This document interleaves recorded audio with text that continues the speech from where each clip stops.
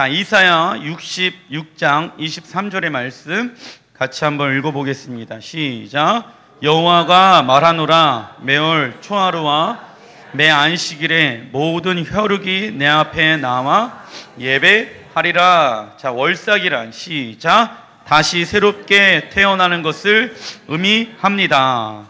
자, 월삭은요, 하나님께서 이스라엘 백성들에게 첫 번째 내린 명령입니다. 그 이유는 모든 달에는 하나님의 계획과 목적을 가지고 있으며 그 달을 준비케 하십니다. 할렐루야. 우리는 우리 나름대로의 계획이 있죠. 이번 달에, 다음 달에, 그 다음 달에 어떻게 할 것인가에 대한 계획을 세워놓고 움직이고 있습니다. 근데 하나님은요, 당신의 계획을 우리에게 알려주길 원하신다. 그래서 우리의 계획을 내려놓길 원하셔요. 왜냐하면 나의 계획은 불완전하기 때문에. 우리가 하나님을 믿는 이유 중에 하나는 무엇입니까? 여태까지 살아오면서 나의 계획대로 일이 척척척 풀린 적이 단 한 번이라도 있습니까? 없습니까? 없습니다. 우리의 계획대로 모든 일들이 풀어졌다라고 하면 하나님을 믿을 필요가 없습니다. 그러나 여러분들의 삶 가운데 나의 계획은 불완전합니다. 나의 계획은 실수가 존재합니다. 그래서 하나님의 계획에 나의 생각을 바꾸길 원합니다. 그러면 이번 달에 하나님이 우리에게 하시고자 하는 메시지가 무엇인지를 알아야 한다는 것입니다. 성경에 보게 되어지면 테베롤 2일, 8일 이렇게 나와요. 우연히 하나님은 그날에 당신의 일들을 하신 것이 아닙니다. 하나님의 계획 안에, 섭리 안에 있는 것이. 예를 들어서 예수님께서 이 땅 가운데 오신 날, 그날 하나님의 계획 가운데 있는 날이겠죠. 동일한 거예요. 하나님은 그냥 자기가 원하는 대로 막 설정해 놓지 아니하시고 당신의 계획대로 움직이고 계신다. 그래서 초하룻날 월삭에 하나님 앞에 나와서 예배하라. 왜냐하면 하나님이 우리에게 길을 알려주시길 원하십니다. 아멘. 아멘, 아멘. 자, 테베롤 성서력으로 이번 달은 10월을 뜻합니다. 히브리어로 숫자 10은요, 유드라는 단어로 사용하고 있는데 상형 문자의 의미는요, 써놔 주십시오. 손, 권능,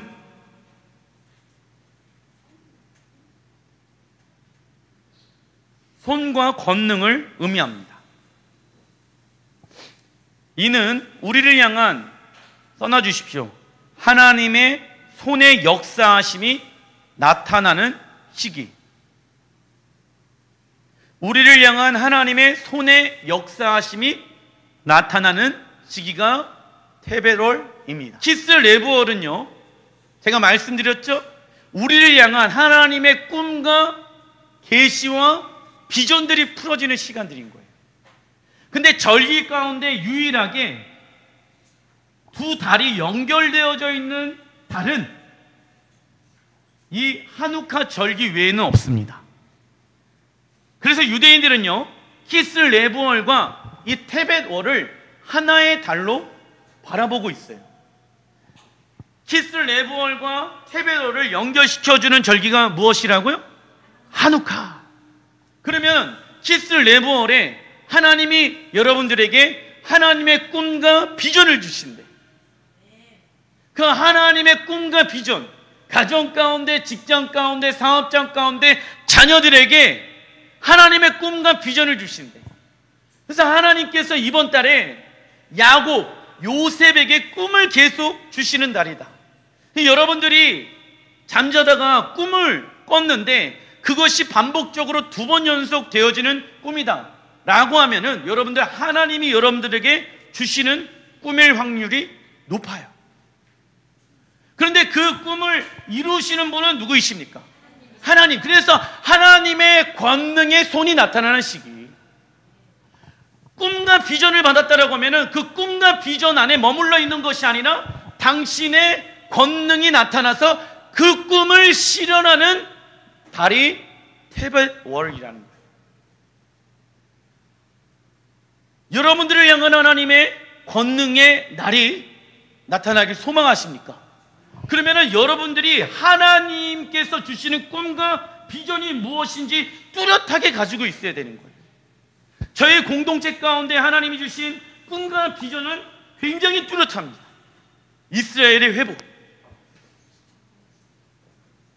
그 이스라엘의 회복을 위해서 우리 교회 혼자 말로는 쉽지 않기 때문에 또 하나님께서는 공동체가 연합하길 원하셨죠.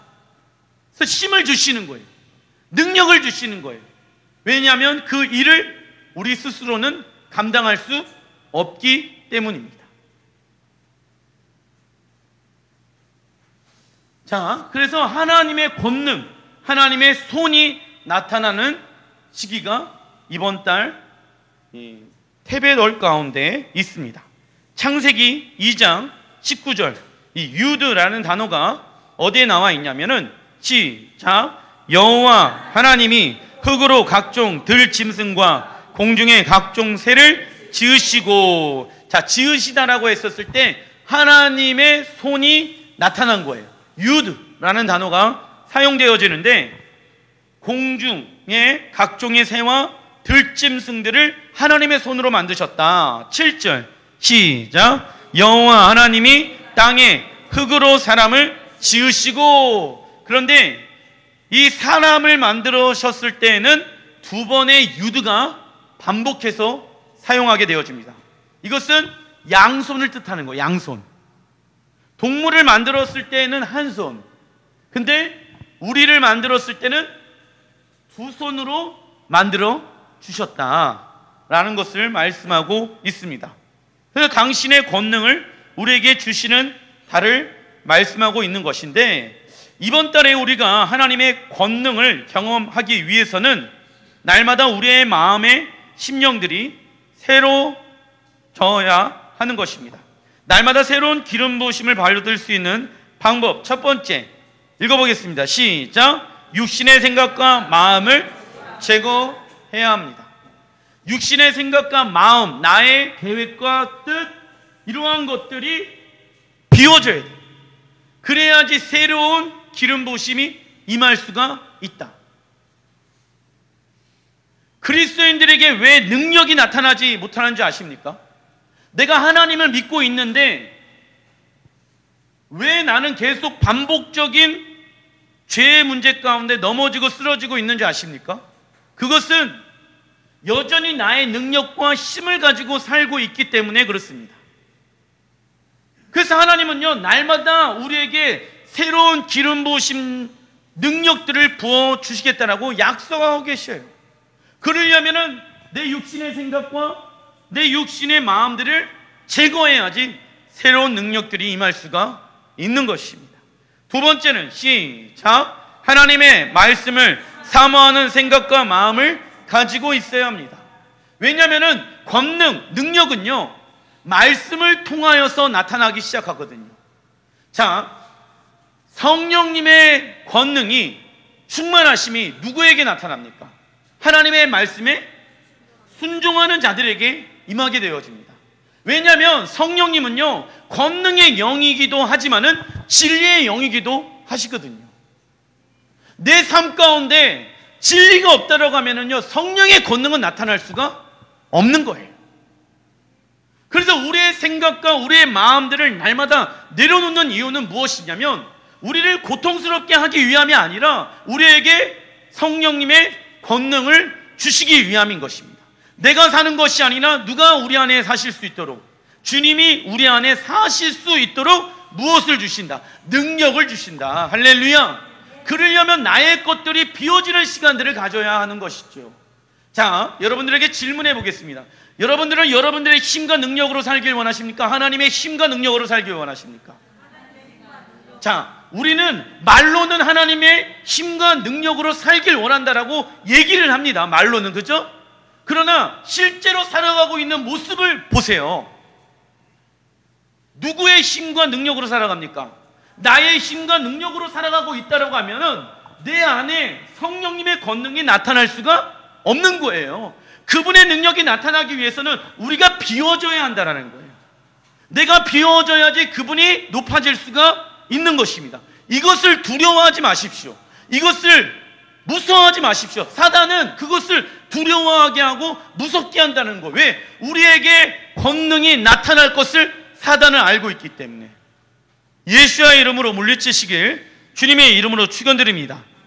자, 민수기 14장 17절 시작. 이제 구하옵나니 이미 말씀하신 대로 주의 큰 권능을 나타내옵소서. 이르시기를.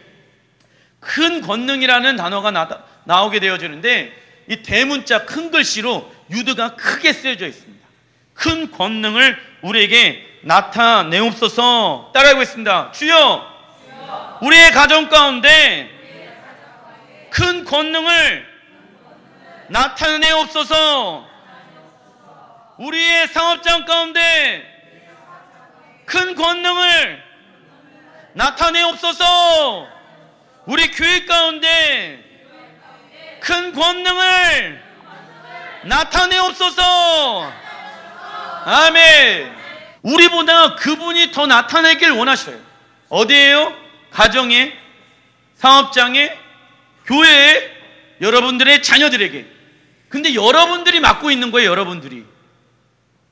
이해가 되십니까? 우리 자녀에게 하나님의 권능이 나타나기 위해서는 부모가 자녀의 삶을 하나님께 맡겨드려야 합니다. 근데 하나님께 자녀들을 맡겨드린다는 것은 하나님, 우리 자녀를 하나님께 맡겨드려요, 이겁니까? 말로 맡겨드리는 거예요? 아니에요. 아니에요. 말로 하나님께 맡겨드리는 게 아닙니다. 부모가 왕의 통치와 다스림을 받기 시작하게 되어졌을 때 하나님께 그 아이를 맡겨드리는 거예요. 왜냐하면 나의 방법으로 그 아이를 키우는 게 아니잖아요. 하나님이 원하시는 방법으로 그 아이를 키우는 거잖아요. 그런데 내가 원하는 대로 그 아이를 키우길 원해. 그러면 그분의 큰 권능이 나타날 수가 없는 것이죠. 근데 세상은요, 세상의 능력대로 살아가라, 세상의 방법대로 살아가라 라고 얘기하고 있다는 거예요. 그러면 우리 그리스도인들과 부딪힙니까? 안 부딪힙니까? 부딪혀요. 그런데 이제 놀라운 것은 뭔지 아십니까? 그분은 더 큰 권능으로 세상의 힘을 무너뜨립니다. 할렐루야. 그래서 우리가 해야 될 게 낮아져야 되는 것이죠. 주여, 우리에게 큰 권능을 나타내옵소서. 모세가 이 기도를 하게 되어진 배경은 12명의 정탐꾼들이 가나안 땅에 들어가서 보고를 하는 상황 가운데 있는 것이 민수기 14장의 내용입니다. 그들은요, 사실 그대로 얘기했습니다. 안악자손, 큰 민족들이 있고요, 정과 꿀이 흐르는 땅 맞습니다. 그들이 얘기한 것은 무엇이었다고요? 사실이었어, 사실. 여러분들도 얘기를 하잖아요. 사실적인 얘기들을 하잖아. 그래서 이것 때문에 어렵다라고 얘기하잖아. 그죠? 목사님, 제가 어려운 거는요, 이것 때문에 어렵고요, 저것 때문에 힘들고요, 저것 때문에 두려워요, 얘기하잖아요. 그 사실이잖아요. 근데 하나님께서는 그 사실을 얘기한 걸 가지고 뭐라고 얘기하는지 아십니까? 너희들의 그 말의 중심 가운데 무엇이 없다? 하나님의 말씀이 없다, 이거예요. 왜냐하면 그 이스라엘 백성들이 출애굽하기 전에 모세에게 하나님은 그 땅에 어떠한 민족들이 있을 것이고 그 땅이 어떠한 땅인지에 대해서 미리 모세에게 알려주셨어요. 출애굽기에. 몇 년 전에? 40년 전에. 근데 그 땅을 누가 주겠대요? 하나님이 너희에게 주겠다라고 말씀해 놓으신 거예요. 그러면 40년 전에 하나님은 미리 예언하신 것이죠. 왜냐하면 그 땅을 누가 주신대요? 하나님께서 주신다라고 말씀하셨으니까. 그러면 그때부터 무엇 해야 합니까? 믿음으로 시험은 되는 거예요. 아, 하나님이 말씀하신 것이 맞군요. 큰 아낙 자손이 있었고 7 가나안 족속들이 있었군요. 적과 꿀이 흐르는 땅 맞군요. 하나님이 이 땅을 내게 주시옵소서. 이렇게 고백하면 되는데 이스라엘 백성들이 그 얘기를 하진 않는 거예요. 하나님의 말씀을 선포하지 않는 거예요. 사실을 얘기하는 거예요. 두려움의 말을 하기 시작하는 거예요. 하나님의 말씀을 그때 선포하면요, 권능들이 나가기 시작합니다. 능력들이 나가기 시작합니다. 사실을 진리로 변화시킵니다. 할렐루야. 여러분들에게 하나님이 꿈과 비전을 주셨잖아요. 그런데 현실은 그 꿈과 비전과 동떨어진 환경 가운데 살 수는 있어요. 근데 그때 하나님은 하실 수 있습니다. 하나님은 하실 수 있습니다.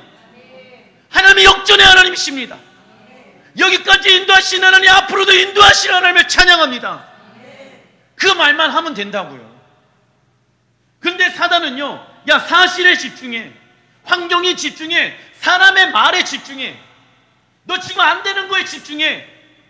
근데 하나님은요, 내 말에 집중해. 그 싸움인 거예요. 우리는.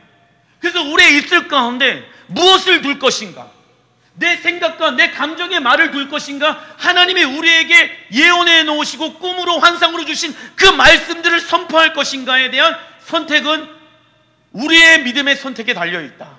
왜냐하면 믿음은요, 선택하는 거거든. 내가 그 하나님의 말씀을 취하는 거예요. 그랬을 때 하나님의 무엇이 나타난다? 권능이 나타난다. 하나님의 큰 권능이 나타날 줄라 믿습니다. 어디에요? 가정에, 직장에, 사업장에, 교회. 내가 해야 될 것은 나를 비우고 그분의 말을 내 입술 가운데 두는 거예요. 근데 사단은요, 그 말하지 못하게끔, 이 사단이요, 다른 거 공격하지 않아요. 여러분 손 한번 이렇게 만들어 보십시오. 이렇게 하고 여기 목에다 딱 한번 대보세요. 예, 내려주십시오. 감사합니다. 믿음의 말을 하지 못하게끔. 하나님 하실 수 없어. 이 말을 하게끔. 아니, 아무 말 하지 못하게끔. 믿음의 말을. 누가요? 사단이 우리의 목을 잡고 있다. 그럼에도 불구하고 하나님 하실 수 있습니다. 환경이 어떠하든 우리는 사람의 말에, 환경에 집중하는 자가 아니라 하나님의 말씀에 집중하는 자가 되어야 하는 것입니다. 그들 안에는, 벌써 써놔주십시오. 그 가로 안에 하나님의 약속의 말씀을 전혀 찾아볼 수 없었습니다. 그리스도인들은 사실과 현실에 반응하는 자가 아닌 무엇에 반응하는 자가 되어야 합니까? 진리에 반응하는 자가 되어야 합니다. 이번 달에 하나님의 손이 함께하길 원한다라고 하면은 우리의 힘과 능력으로 살아가는 것을 멈추어야 한다. 자, 다 같이 따라해 주시면 감사하겠습니다. 하나님이 빠진 성공과 행복은 저주이다. 다시 한번 조금 목소리 크게. 하나님이 빠진 성공과 행복은 저주이다. 한 번 더. 하나님이 빠진 성공과 행복은 저주이다. 아멘. 왜냐하면 사단은요, 우리가 행복하고 성공한 삶을 살게끔 안 합니다. 잠시 그것을 맛보기는 해요. 잠시 세상의 성공과 세상의 행복을 맛보기는 하는데 영원토록 그 성공과 행복은 주지 않습니다. 그래서 눈에 보이는 성공과 행복을 선택하게끔 사단은 우리를 속입니다. 너 이거 있어야지 행복해. 너가 이거 있어야지 성공하는 거야. 속이는 거야. 자, 돈이 많이 있는 사람이 과연 행복할까요? 그러면 돈이 많이 있는 사람을 성공했다라고, 인생 성공했다라고 얘기할 수 있을까요? 돈은 많은데 정말 인간 이하로 살아가는 사람들도 많이 있지 않습니까? 그러면 그 인생을 성공한 인생이라고 얘기할 수 있겠습니까? 아니면 저주받은 인생이라고 얘기할 수 있겠습니까? 저주받은 것이죠. 하나님이 빠진 성공과 행복은요, 저주예요. 하나님이 있는 행복과 성공은요, 축복이에요. 이거를 분별할 줄 알아야 돼요, 우리 그리스도인들은. 세상의 것들을 막 취해. 좀 이따 나와요. 타협의 영이 있어요. 타협의 영이 실제로 존재해요. 그래서 사람들은요, 타협하면서 세상의 성공과 세상의 행복을 누립니다. 무엇하면서? 타협하면서. 그러면서 스스로 속습니다. 이 타협의 영과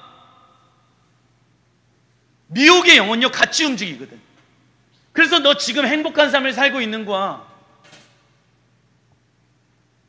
교회 다니고 있는 사람들 중에서도 제가 이렇게 보면은 믿음 생활을 올바르게 하지 아니하는 사람들이 교회를 다니는 분들이 계시잖아요. 그렇죠? 그분들한테 물어봅니다. 행복하십니까? 예, 행복합니다, 목사님.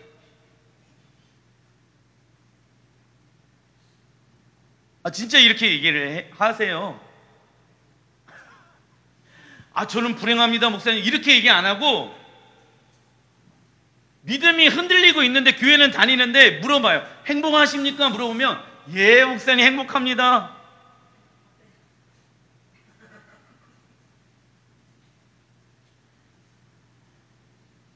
그러면 진짜 그 사람이 행복한 게 맞다라고 하면은 같이 살고 있는 사람한테 물어보면 돼요. 이해되세요?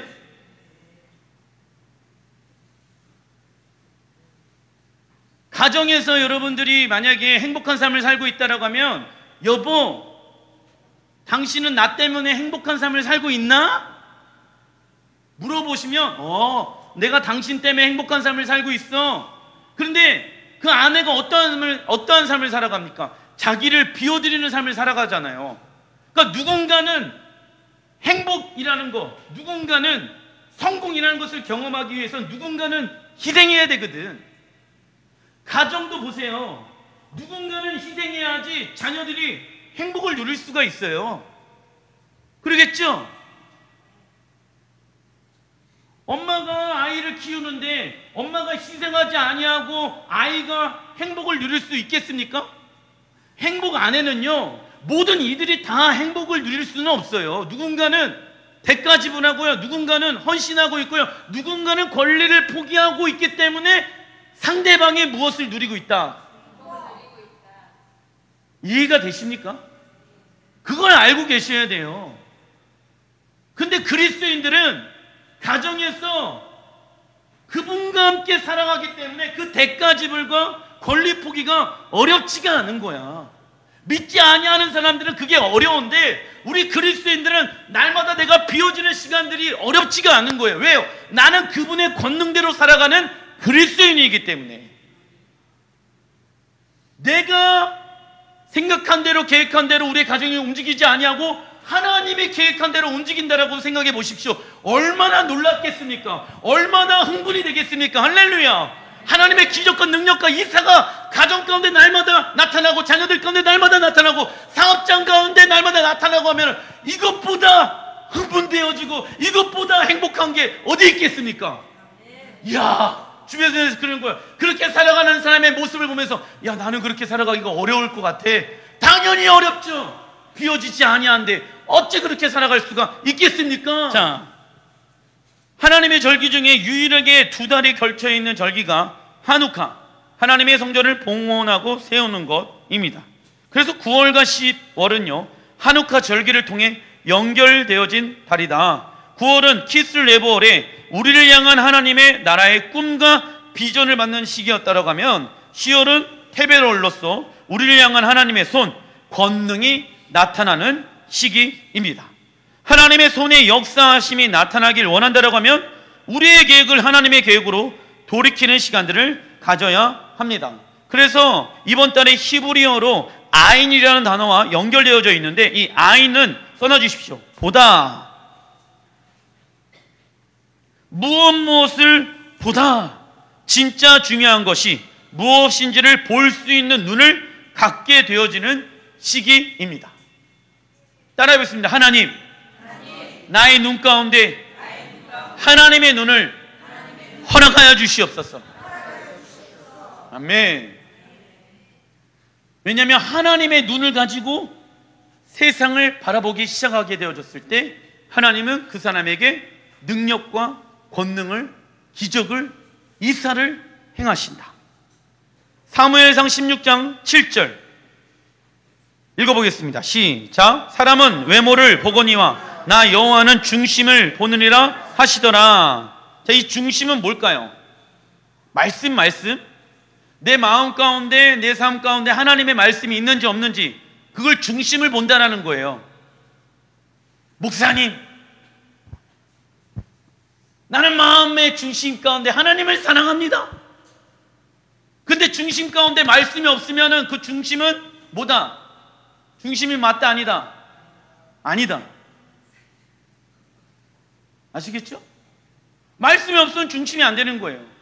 자, 하나님의 눈을 가진 자의 특징 써놔주십시오. 세상을 하나님의 눈으로 바라보며 말씀대로 살아갑니다. 세상을 하나님의 눈으로 바라보기 시작하는 거예요.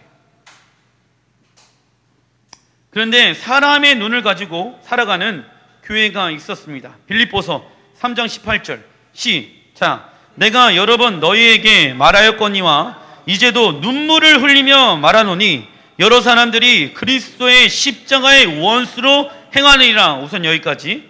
사도 바울이 빌립보 교회에게 눈물을 흘리면서 얘기하고 있어요. 왜 바울이 눈물을 흘리면서 얘기를 하고 있을까요? 여러 사람들이, 빌립보 교회 성도들의 대부분들이 뭐 하고 있습니까? 그리스도의 십자가의 원수를 행하고 있다. 좁은 길, 좁은 문, 토라의 삶을 살아가고 있지 않다. 십자가의 길로 가고 있지 않다. 십자가의 길로 나가야 되는데 원수로서 살아가고 있다는 거예요. 누가요? 빌립보 교회 성도들이. 그런데 숫자가요, 소수래요. 많은 이들이래요. 많은 이들이 나와 있잖아요. 그리고 또 뭘 얘기하고 있냐면 19절에 시작. 그들의 마침은 멸망이요 그들의 신은 배요 그 영광은 그들의 부끄러움에 있고 땅의 일, 이 땅의 일을 생각하는지라 나와 있죠. 교회를 다니는데 여전히 이 땅의 일들을 생각한대. 이 땅의 일은 뭘 얘기를 하고 있습니까? 사단이 만들어 놓은 시스템을 만들어 생각한다라는 거예요. 어떻게 하면 세상의 방법으로 돈을 벌까? 어떻게 하면 세상의 방법으로 우리의 가정을 이끌어갈까? 어떻게 하면 세상의 방법으로 내가 성공하고 행복할 수 있을까를, 그것만 생각해. 그것만. 기가 막히죠?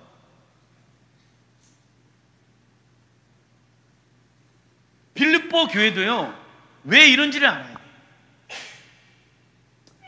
이 사단은 헬라의 가르침을 통하여 예수님의 십자가 사건을 사람들이 원하는, 써놔주십시오, 육체적 천국의 개념을 만들게 됩니다. 사람들이 원하는 육체적 천국의 개념을 만들게 되어집니다. 자, 사람들의 눈을 가진 자의 특징 써놔주십시오. 세상을 사람의 눈으로 바라보며 보이는 대로 살아갑니다. 세상을 사람의 눈으로 바라보며 보이는 대로 살아갑니다. 빌립보 교회 성도들도 무슨 가르침에 사로잡혀 있었습니까? 헬라의 가르침. 그러니까 예수 믿었으니까는 어디만 가면 된다? 누가 원하는 천국이에요? 우리의 육신이 원하는 천국을 헬라의 가르침으로 가르치고 있었거든. 근데 사도 바울이 봤었을 때 기가 막힌 거야. 아니 천국을 간다라고 얘기하는 사람들이 그 중심 가운데 땅의 일을 생각하면서 살아가? 아니 구원받은 사람들이 어떻게 땅의 생각을 하면서 살고 있는가? 한 번 울었대요? 여러 번 울었대요? 수도 없이 울었대. 빌립보 교회 성도들에게 니들 그렇게 신앙생활하면 안 된다고 수도 없이 울었대. 그런 것은 배요. 그런 것은 멸망이요. 그러한 것들은 원수다. 그 길로 가면 멸망이다 라고 얘기를 하고 있는 거예요. 누구에게? 우리에게, 나에게.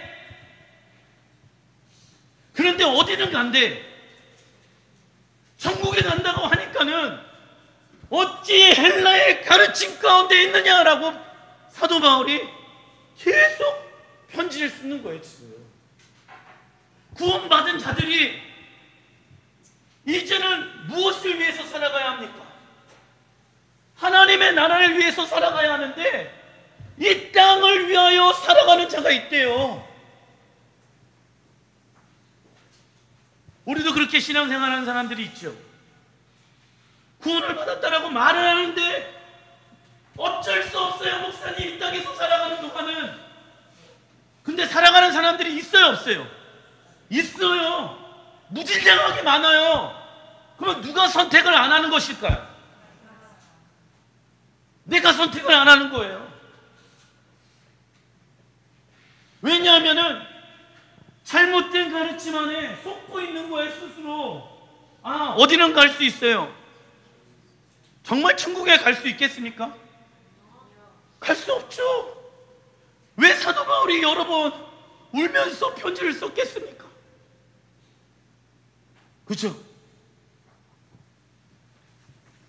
테벳월 8일에는 이 태양력으로 봤었을 때는 2020년 1월 5일인데 기독교에서 최고의 권위로 보고 있는 70연 성경이 완성되어진 날입니다.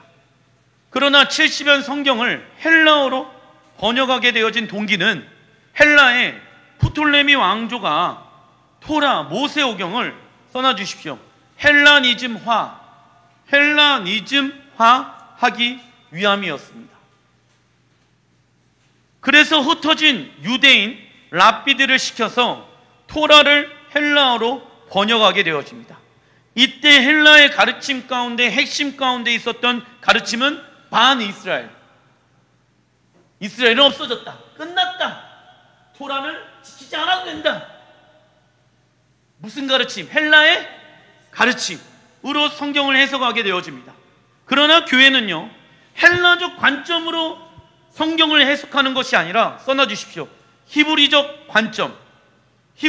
관점으로 성경을 해석해야 하는 것이 맞습니다. 헬라의 가르침대로 성경을 해석하고 있는 이들이 너무 많으니까 빌립보서 눈물을 흘리고 있는 편지를 쓰고 있는 이 사도 바울이 이해가 안 되는 거야. 한 번 구원은 영원한 구원이다. 이 관점으로 성경을 풀어버리니까 왜 사도 바울이 울고 있지? 교회는 다니고 있는데 아직 예수님을 믿지 않는 사람들이 있나? 이런 식으로 해석을 해버리는 거예요. 헬라의 생각인 것이죠.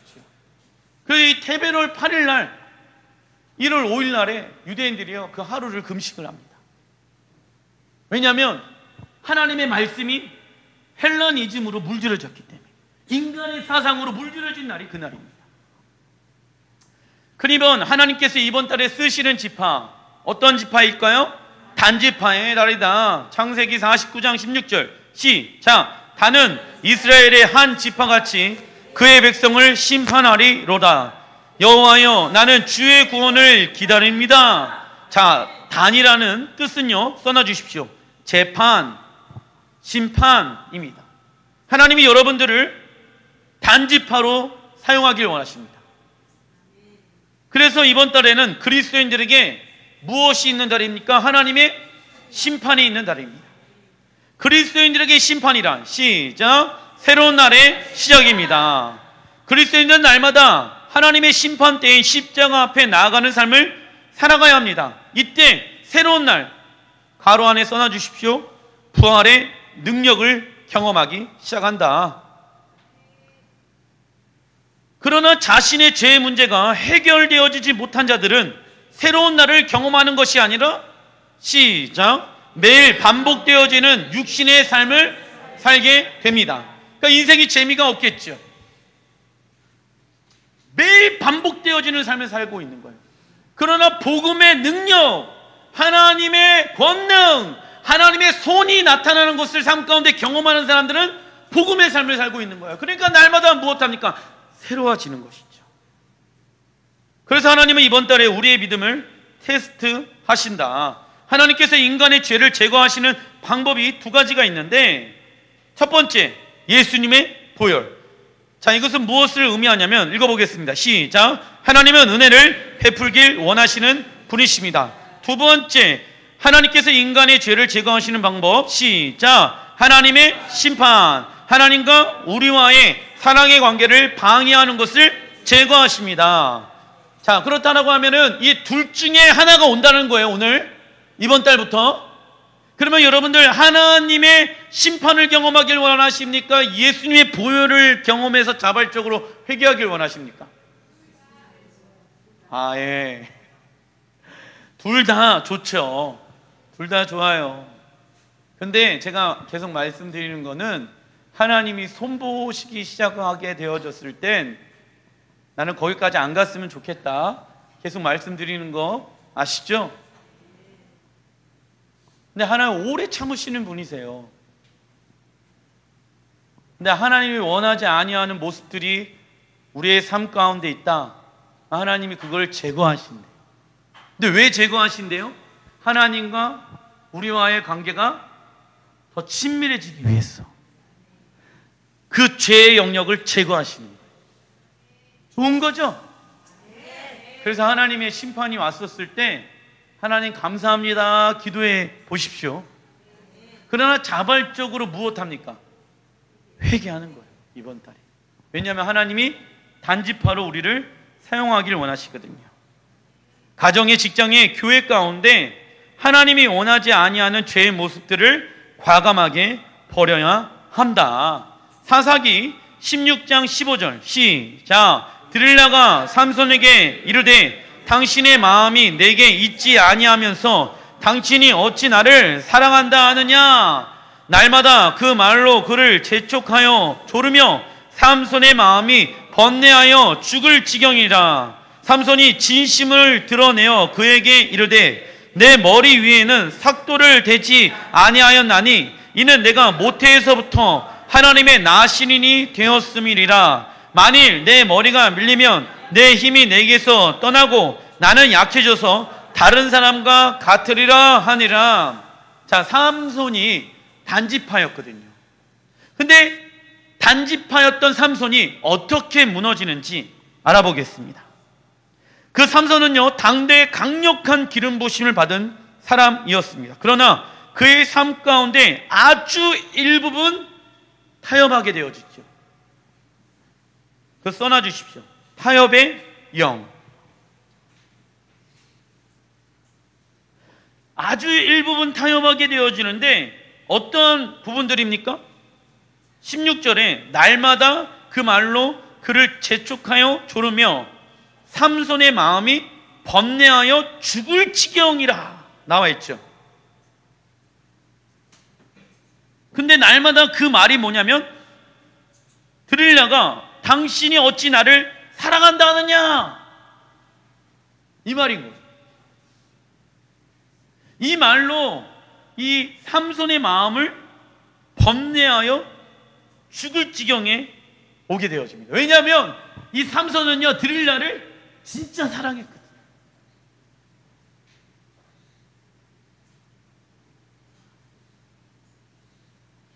근데 번뇌하잖아요. 번뇌. 왜 번뇌할까요? 내가 하나님을 더 많이 사랑해야 하나, 드릴라를 더 많이 사랑해야 되나? 번뇌하는 거예요. 근데 머리카락에서 그 힘이 나와 그 말 하는 게 어려운 게 아닌 것 같죠? 그죠? 그냥 사랑하는 사람한테 내 힘은 말이지 여기에서 나오는 거야. 이렇게 얘기하는 게 굉장히 작은 타협이잖아요. 그죠? 사랑하는 사람한테 그거 얘기할 수 있잖아요. 그죠? 얘기하면 돼요? 안 돼요? 안 돼요. 안 돼. 하나님이 말하지 말라라고 얘기했잖아요. 그죠? 타협의 영이 역사하죠. 그죠? 근데 그 작은 타협으로 인해서요, 어떻게 되어집니까? 강력한 기름 부심이 끊어져요. 그러니까 여러분들의 사업장 가운데, 가정 가운데 그 작은 나의 타협으로 말미암아 주님의 기름 부심이 끊어질 수도 있다라는 거예요. 주님은 진짜 축복하시는 하나님, 할렐루야. 은혜를 부어주시고자 하시는 하나님, 할렐루야. 그 하나님 누구의 하나님? 나의 하나님. 그런데 우리의 작은 타협으로 인해서 그 축복의 기름 부으심, 강력한 기름 부으심이 끊어질 수도 있다. 그래서 그분이 중요하기 때문에 드릴라의 말이 중요합니까? 하나님의 말씀이 중요합니까? 그런데 하나님은요, 무엇을 선택하는지를 통해서 뭐가 중요한지를 보고 계신다는 거예요. 우리는 말로는 하나님의 말씀이 중요하다고 얘기하잖아요. 근데 실상은 내 생각을 선택한다라고 하면은 그건 하나님의 말씀이 중요하지 않아요예요. 아시겠죠?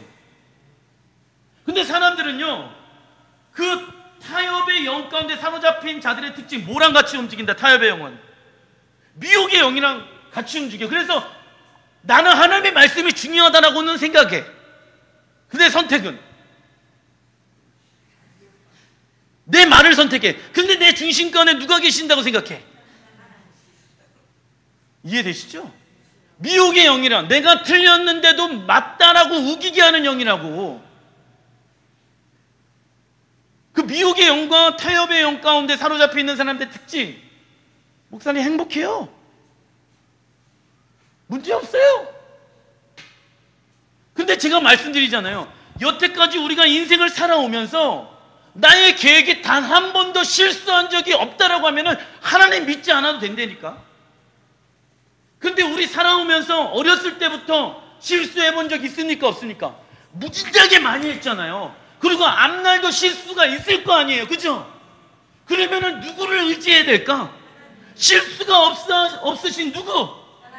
하나님을 의지해야 되잖아요. 근데 의지하면 무엇을 선택하는 걸 통해서 하나님은 우리의 믿음을 테스트하신다고. 듣지 말아야 되는 거는 우리의 책임인 거예요. 목사님, 이 사람이 이런 말을 했고요, 환경이 이런 것들을 나에게 줬어요. 그 중요하지가 않대. 그 말을 들으면 안 된다고.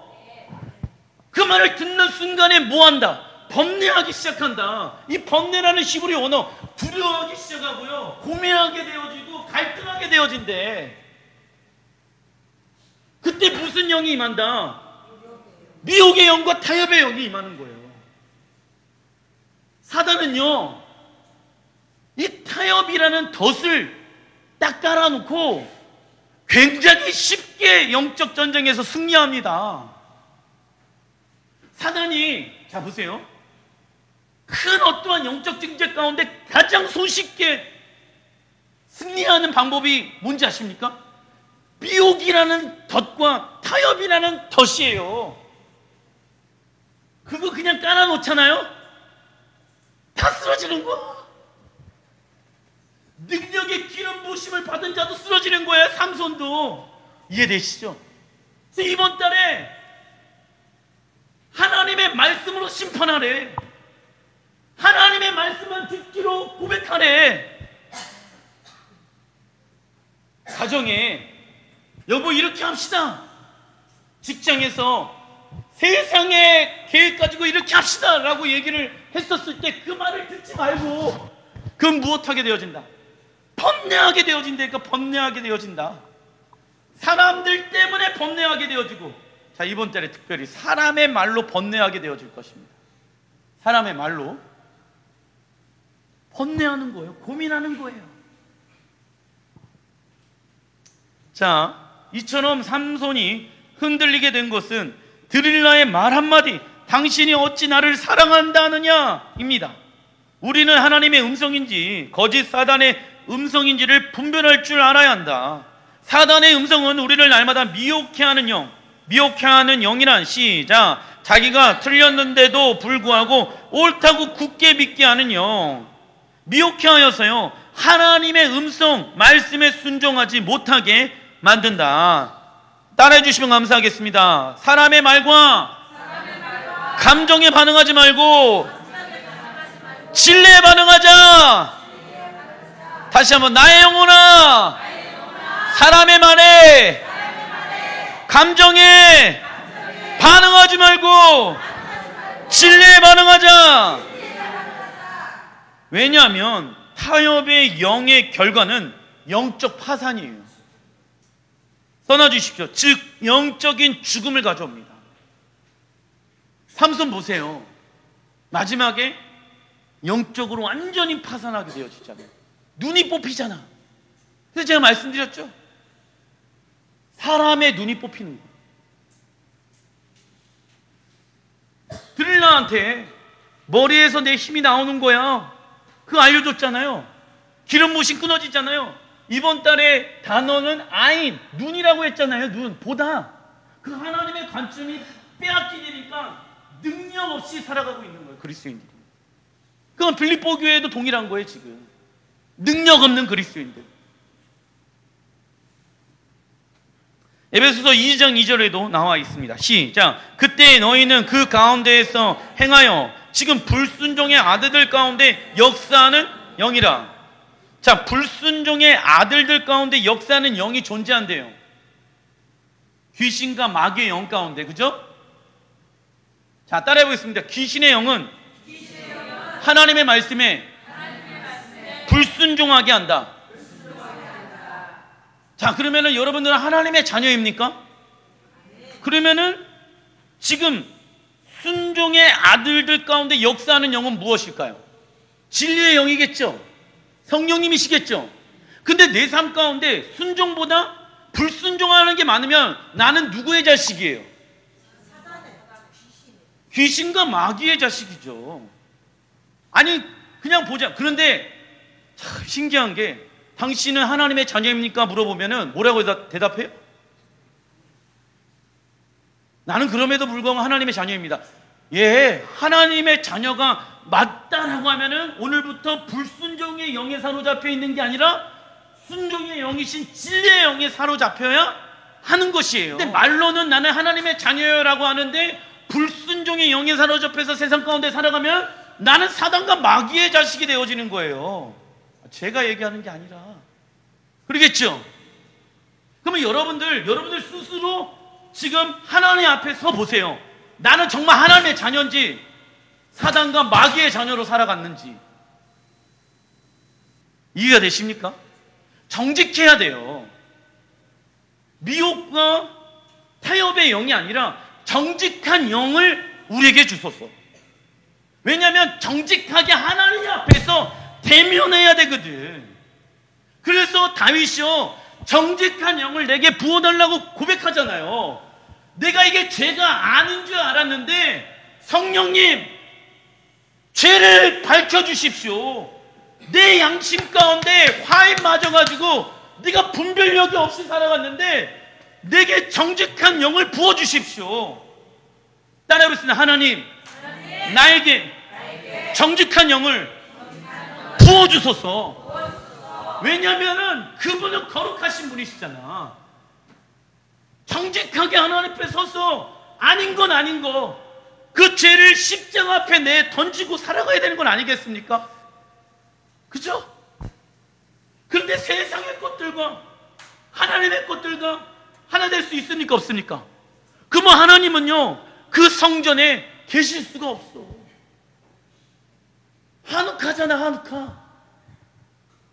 그래서 마음 가운데 세상의 말을 버리시는 여러분들 되시길 주님의 이름으로 축원드립니다. 마지막 때 아마겟돈의 전쟁은 누구에게 경배할 것인가 써놔주십시오. 누구에게 순종할 것인가의 싸움이 될 것입니다. 누구에게 경배할 것인가, 누구에게 무엇할 것인가, 순종할 것인가. 그래서 경배의 영성은 어디를 통해서 배워야 됩니까? 다윗의 장막의 영성, 그리고 순종의 영성은 여호수아의 군대의 싸움을 통해서 우리는 배워야 하는 것이죠. 이때 헬라의 가르침이 대단해요. 이 마지막 때 전쟁에 임하게 되어졌을 때 헬라의 가르침은 뭐라고 얘기합니까? 갑자기 어느 순간 뿅 하고 될 거야. 그런 일은 일어나지 않습니다. 그 날을 지금부터 준비해야 돼. 마지막 날 가운데, 우리는 마지막 시대 가운데 있는 거 아시죠? 예수아가 오심으로 인해서 이 시대는 마지막 시대라고 얘기합니다. 2000년 동안 마지막 시대 가운데 들어가 있는 거예요. 그러니까 지금은 무슨 시대? 마지막 시대 가운데 있는 거예요. 마지막 시대 가운데 살아가고 있는 성도들의 삶 가운데는요, 누구에게 경배할 것인가, 누구에게 순종할 것인가에 대한 연습을 마지막 전쟁이 일어나는 날에 하는 게 아니라 계속 해오는 거예요. 왜냐하면 적그리스도의 영은 이미 이 땅에 와 있느니라 나와 있잖아요, 성경에. 그죠? 그러니까 적그리스도의 영은 실제로 존재하고 있다니까. 지금도 하나님의 사람들, 믿지 아니하는 사람들에게 적그리스도의 영이 있는 게 아니에요. 하나님을 믿고 있는 자들에게 영적인 공격이 있다니까. 믿지 아니하는 사람들은요, 그냥 사단은 내버려 둬요. 믿지 않으니까 지네 마음대로 살아가게끔 구조를 그렇게 딱 만들어 놓으면 그 안에 들어가서 그냥 그렇게 사는 거거든. 경배와 순종의 삶은 어느 날 갑자기 되는 것이 아닙니다. 이는 헬라의 가르침입니다. 잘못된 가르침. 계시록 20장 2장 20절 시작. 그러나 내게 책망한 일이 있노라. 자칭 선지자라 하는 여자 이세벨을 내가 용납함이니 그가 내 종들을 가르쳐 꿰어 행음하게 하고 우상의 재물을 먹게 하는도다. 이 두아디라 교회거든. 두아디라 교회에게 이세벨의 가르침을 받게 되어집니다. 이 이세벨의 가르침을 받았다는 것은 죄가 우리 안에 들어오도록 무엇한 것입니까? 용납한 거예요. 허용했다는 거예요, 지금. 근데 용납, 제가 말씀드렸죠. 허용, 타협의 영이 있다. 이세벨의 영은요, 무엇과 같이 움직인다?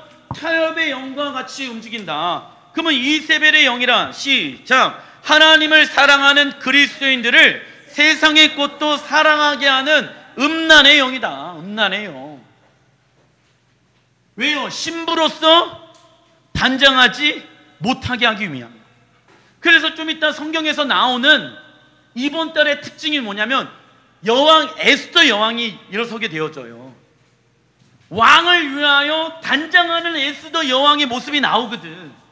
그런데 이세벨의 영 가운데 있는 사람들은요, 단장할 수가 없어. 왜냐하면 하나님도 사랑하고 세상도 사랑하고 있으니까.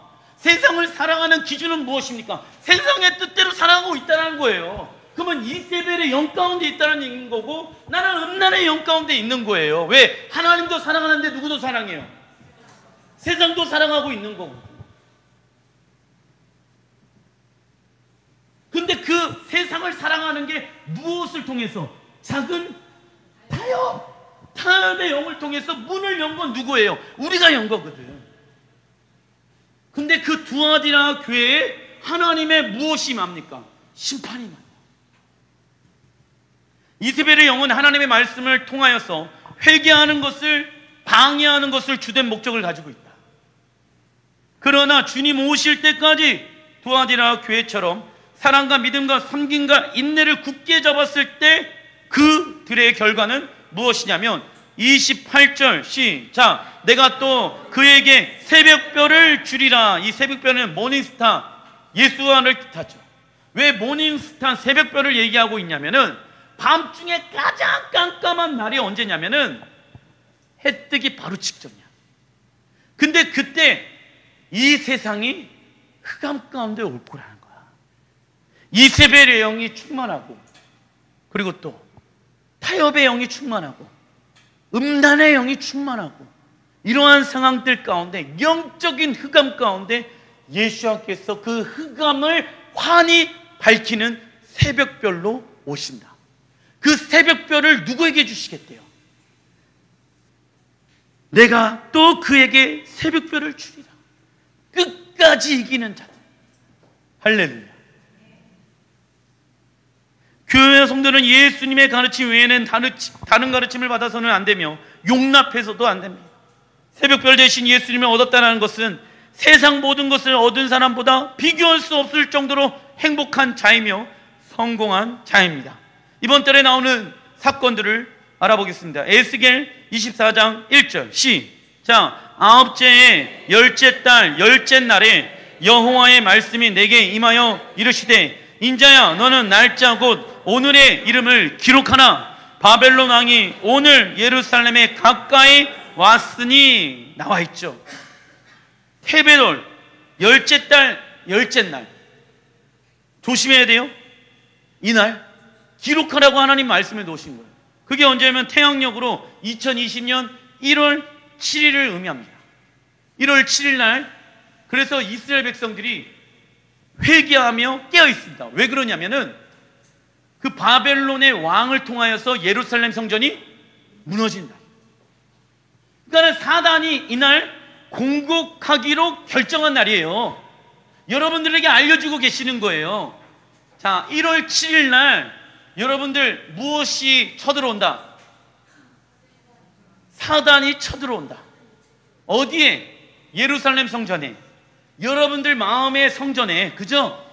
그날 깨어 기도하시라. 아시겠죠? 하나님이 그날을 기억하라고 했었을 때 기억하는 게 지혜로운 자의 모습인 것이죠. 그러나 이스라엘 사람들은 하나님의 말씀에 귀 기울이지 않고 주변 동맹 국가들을 신뢰하였고 6개월이 지난 후에 예루살렘 성전이 무너지게 됩니다.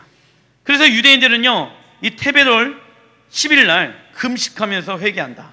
그런데 마지막 때 적그리스도는 하나님의 성전을 정복하기 위하여 내려오게 되어집니다. 데살로니가 후서 2장 13절 2장 3절 시작. 너희는 미혹되지 말라. 먼저 배교하는 일이 있고 그는 대적하는 자라. 신이라 불리는 모든 것과 숭배를 받는 것에 대항하여 그 위에 자기를 높이고 하나님의 성전에 앉아 자기를 하나님이라고 내세우느니라. 자, 적그리스도가 나타날 때까지 교회가 대비해야 되는 것은 세 가지. 첫 번째, 미혹되지 말라. 미혹이란 시작. 자기가 틀렸는데도 옳다고 굳게 믿는 것. 그래서 하나님 정직한 영을 부어주십시오. 구하시는 여러분들 되시길 바랍니다. 두 번째, 배교하지 말라. 배교 반대말은 영접이거든. 영접이란 시작. 예수님은 나의 왕이시고 나는 주님의 종이 되겠습니다. 자, 말로만 배교하는 게 아니라 나의 삶 가운데 배교하는 게 진짜 배교하는 거예요. 이해되시죠? 내가 예수님을 배교할 수도 있어요. 내가 왕이고 주님은 나의 종. 우리 그렇게 생각할 때 있잖아요. 그죠? 주님이 이렇게 해주십시오. 주님을 종 부르시듯이. 그죠?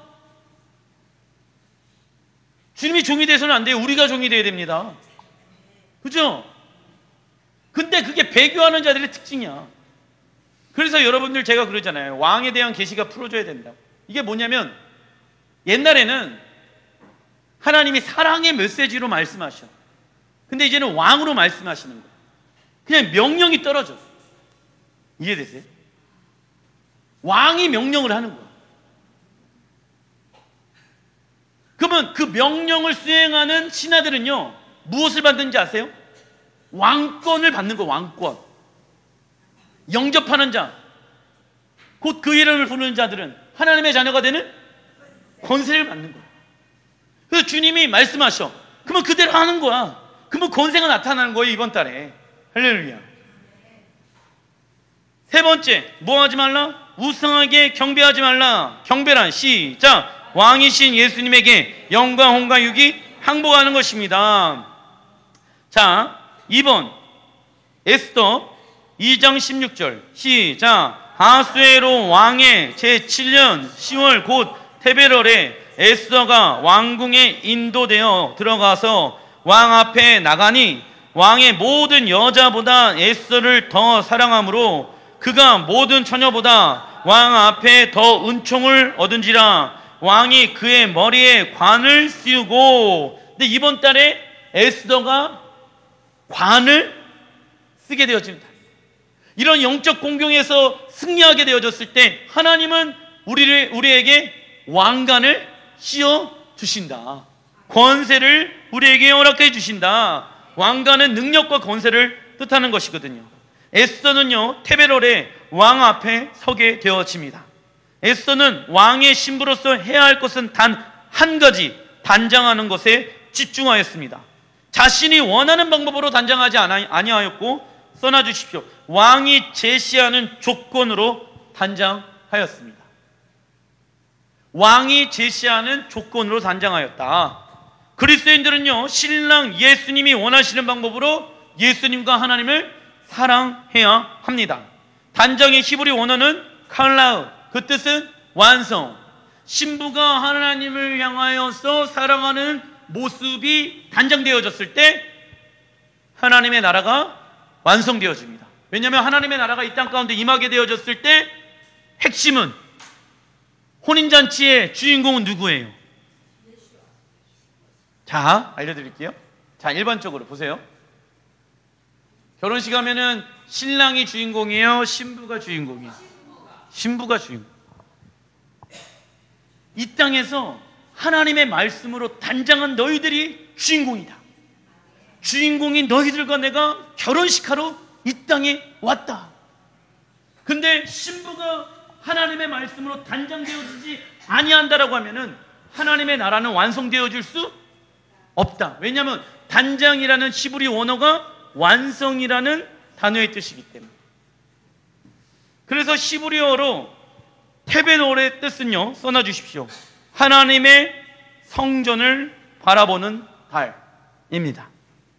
에스더가 여왕이 되어져서 계속 동쪽 예루살렘을 향하여서 바라보고 있었습니다. 계시록 21장 2절 시작. 또 내가 몸에 거룩한 성 새 예루살렘이 하나님께로부터 하늘에서 내려오니 그 준비한 것이 신부가 남편을 위하여 단장한 것 같더라. 하나님의 나라는 하늘에서 이 땅으로 내려옵니다.